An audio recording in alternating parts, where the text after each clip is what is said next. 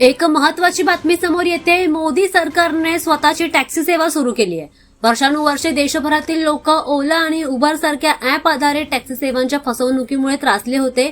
कधी मनमानी भाडे तर कधी अचानक राईड्स रद्द करणे।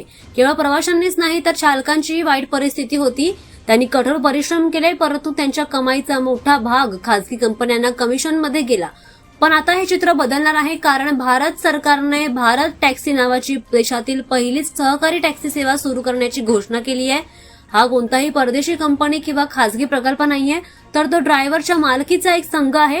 देशभरातील ड्रायव्हर्सना त्यांच्या कठोर परिश्रमाची पूर्ण दखल घ्यावी आणि प्रवाशांना विश्वासार्ह सेवा मिळावी, यासाठी आरोग्य आणि मानवी संसाधन मंत्रालय तसेच राष्ट्रीय ई गव्हर्नन्स विभाग यांच्या नेतृत्वाखाली हे विकसित करण्यात आलं आहे।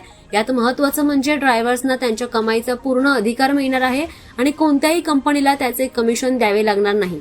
हे मॉडेल पूर्णपणे सहकारी भावनेवर आधारित असेल, जिथे प्रत्येक सदस्य भागीदार, मालक आणि लाभार्थी असेल, तर प्रवाशांना संपूर्ण जबाबदारीसह स्वच्छ सुरक्षित प्रवासाचा आनंद देखील घेता येईल। प्रत्येक टॅक्सीमध्ये GPS tracking, real time monitoring आणि 24 तास हेल्पलाईन सारख्या सुविधा असतील। प्रवाशांना बुकिंग करताच ऍपवर ड्रायव्हरचे नाव, फोटो, वाहन क्रमांक आणि भाडा देखील दिसेल। त्यामुळे प्रवाशांच्या प्रवासादरम्यान कोणतीही भीती नसेल।